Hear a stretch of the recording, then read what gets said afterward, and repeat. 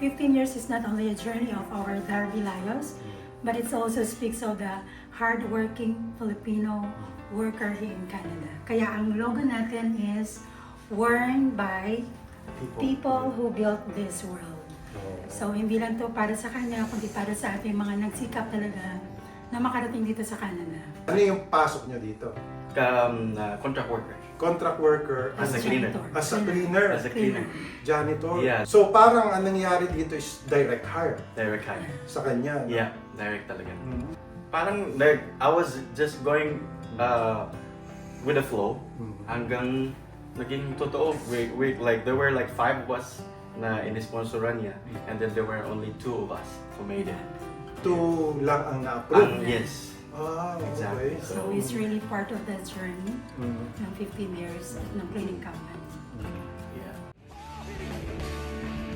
Pinoy ako!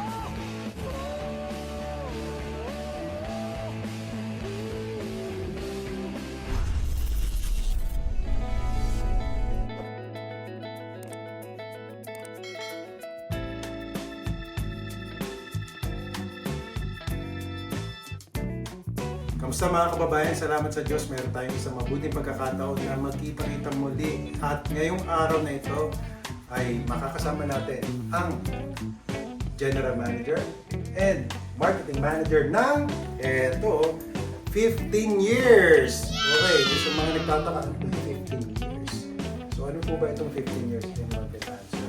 15 years is actually ito, mga sapatos. Yung mga sapatos na quality na sapatos. Saan ba pinoproduce or ginagawa? Okay, so itong mga sapatos natin, of course, obviously, wala naman tayong production dito sa Canada. So, my boss went to China last year para magpa-design. Oh, So, obviously, it's coming from China, but it's original, hindi siya imitation. So, sariling atin to, sariling design. ganda ano, tingnan mo. Ganda ng quality niya, magaan, at comfortable. Paano ba nasabing comfortable? Suot ko yung isa ngayon, no? Nakita niyo, ang ganda ng design. So ito parang may similarity ito dun sa isang sikat na sapatos. Hindi na lang natin babanggitin yung kanyang brand. Pero I think, alam nyo, kasi sa design pa lang ito, ganda. Ganda yung design ng sapatos. And at the same time, may story behind kung bakit 15 years ang tawa. Diba? So, and bakit nga pa 15 years? Sabi mo? Yeah, 15 years is a journey. Journey. Yeah, so Journey nino. journey ng like from, kasi yung may-ari nito si Darby Layos, siya yung mas business-minded, Filipino from Cebu, Okay. and then nag-start siya sa cleaning business, and then he's a kind of person na palaging nag-i-explore ng any other business that he thinks na mag-click. So last year, he decided then to go to China, and then naggawa siya ng sariling design natin, and then somehow pinili na yung 15 years kasi parang easy to remember. So he's been here in Canada for more than 50 years, pero he chose the 15 years as a brand name. But I want to add to that. 15 years is not only a journey of our Darby Layos, but it also speaks of the hardworking Filipino worker here in Canada. Kaya ang logo natin is worn by people who built this world. So hindi lang to para sa kanya, kundi para sa ating mga nagsikap talaga na makarating dito sa Canada. So one time gusto ko siyang ma-interview Yeah. para malaman natin talaga yung inspiring story behind 15 years. So it's like a legacy na lang din po ng kanyang superhero cleaning Cleaning services. Cleaning services. Yeah, yun ang pangalan ng kanyang cleaning service, which is now pina-franchise na lang niya. Still working pa rin yung kanyang cleaning service, pero he came up with this parang legacy niya ng kanyang unang business. So, maganda kasi talagang quality, no? And I think, may idea ba kayo kung bakit sapatos ang napili niyang business? He's a kind of person who explores a lot of things. So baka siguro yung dumating sa isip niya na magsapatos tayo instead of like doing cleaning at all times. Kasi yung cleaning naman nagamit tayo ng sapatos. Yes, So, tama yan. so most probably ang ginagawa niya is like shoes is also useful for everybody. Yeah, So, lahat kasi talaga nakasapatos. Oo nga eh. Kaya talagang for every hardworking na mga Filipino-Canadians, Yeah. syempre, Yes. talagang kailangan natin ng sapatos na komportable.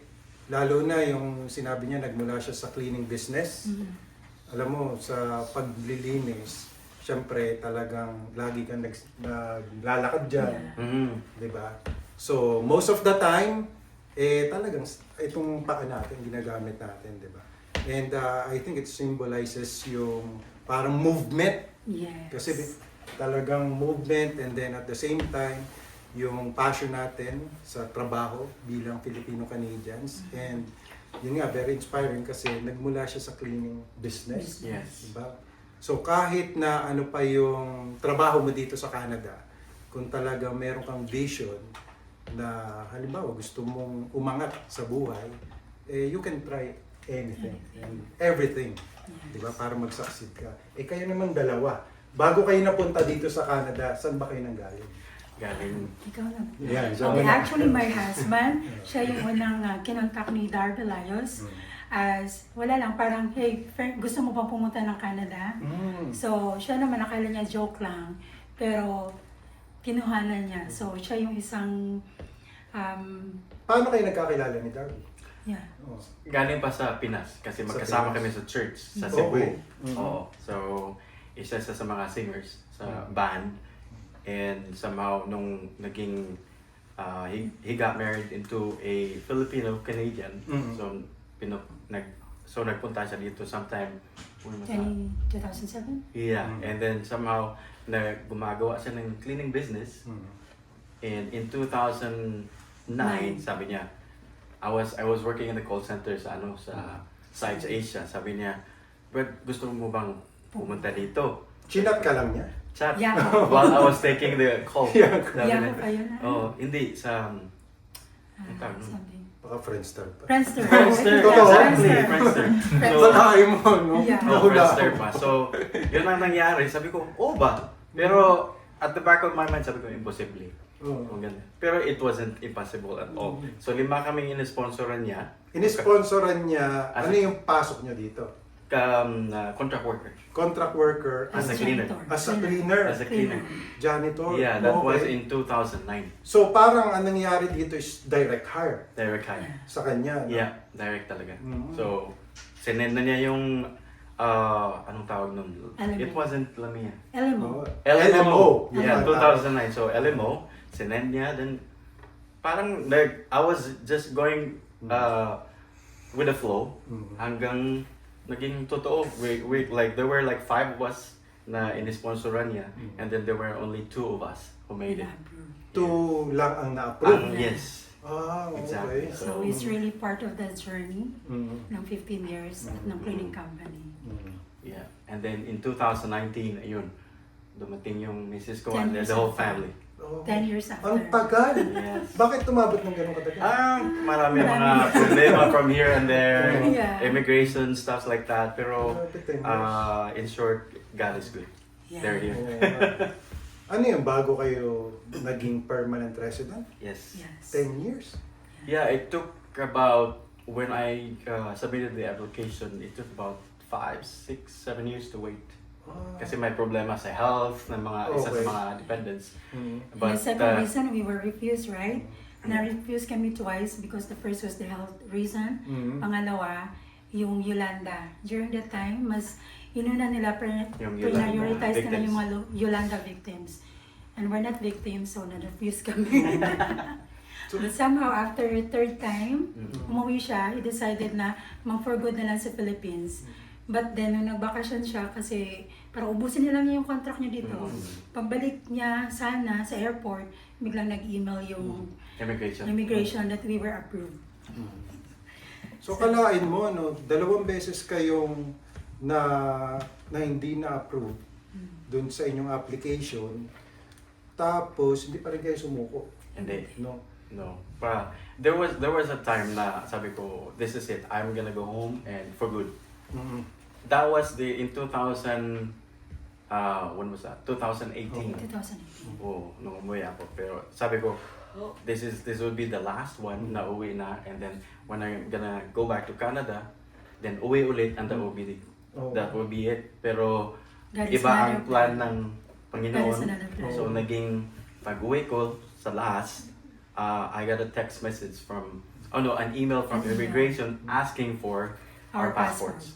Wow. Yeah, so I was like, I used up all my credit cards. Lahat. Sabi ko, gamitin ko na lahat kasi uwi na ako sa Pinas. Diba? Ganun din naman Oo, akala ko, wala nang pag-asa. Pero there's nothing impossible with God if you really like trust Him. So, ang nangyari, nag-request na ng passport. And thank God. For here. So, And thanks to naging- Darby Layos as well. Yes. So, si Darby Layos talaga, yung may-ari nito, Siya yung siya yung nag-sponsor sa kanya. nag-sponsor sa akin. Ang galing ng kwento nyo. Kasi ngayon, maraming mga kababayan natin ang nag-struggle dahil doon sa paghihigpit ng immigration. Siyempre, maraming yung kanilang mga application ay nadi-deny. Diba? Correct. So, I think, kung maririnig nila yung kwento ninyong dalawa, kung talagang, sabi nga nila, kung talagang para sa'yo, para sa'yo. Exactly, Diba? yeah. God will make a way all the time. If it's When there seems to God's be no plan, way. Yun nga, parang alam ko yung kantang yun. Oh my God. Oo. So, sana doon sa mga kababayan nating makakapanood ng video ito, hindi lang sila ma-inspire dito sa, syempre, sa history nitong sapatos na 15 years na talagang from cleaning business hanggang sa makapag-venture siya sa sapatos, di ba? And then yung storya din nilang dalawa na talagang may mga pinagdaanan din kayo bago kayo na-approve ng inyong permanent residency dito That's sa right, Canada. that's right. Kasi usual ng PR application, it would only take like about a year and then my result na. Pero in my case, it took about 6-7 years.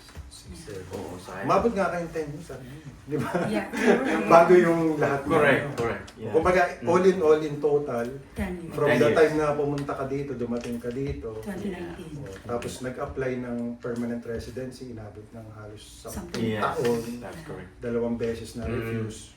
Pero hanggang sa mag-permanent resident. Right, so, Kasi yung iba, ngayon pa lang, halimbawa, hindi na sila na-extend ng kanilang work permit. Tapos, yeah, I can feel them. that's it. Mahirap. Yun ang sasabihin nila, ito na, this is the end of the journey. Or yung pangarap ko na makapunta sa Canada o maging permanent resident at madala ko yung family ko dito sa Canada. Yeah. That's correct. Ano. So that's inspiring for me. And yun. So, ano naman yung masasabi nyo na message sa mga kababayan natin na yun nga, dumadaan sa mga challenges pagdating sa mga immigration? Right. For me, I just want to share the Bible verse that we have here in our shoes. So all of us, if every time na siguro mabasa nyo at kung magkaroon kayo nito, you will be reminded of the verse. Philippians 4:13, it says, I can do all things through Christ who gives us the strength. Wala naman talaga imposible sa Panginoon if we are going to trust Him and believe in Him. Wala imposible sa Kanya. We can do it with God's help. Yeah, just keep trusting. Like, if ever, just rely on God's will in our lives. Kasi hindi naman sabihin na kung ano yung pinag-pray mo, grant ni Lord. See, it would be up to God if it is will for you to stay or going home. Pero but God has a better plan for you. If ever you're gonna go home, God has better purpose. Oo. Yeah, so just keep praying and trusting God kasi everything will be alright.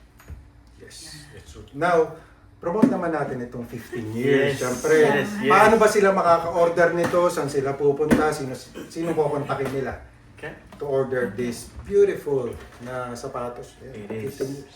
Okay. So we have our website. It's 15years.com. So meron po tayong shop doon na kung saan makikita nyo lahat ng design natin and also the prices. And of course, for Edmonton, we have Inay Tetet and also Brother Sok de Sok Mesa. de Mesa. Talo. And yeah, Anything else? Yeah, just feel free to browse on 15years.com and Just message us as well.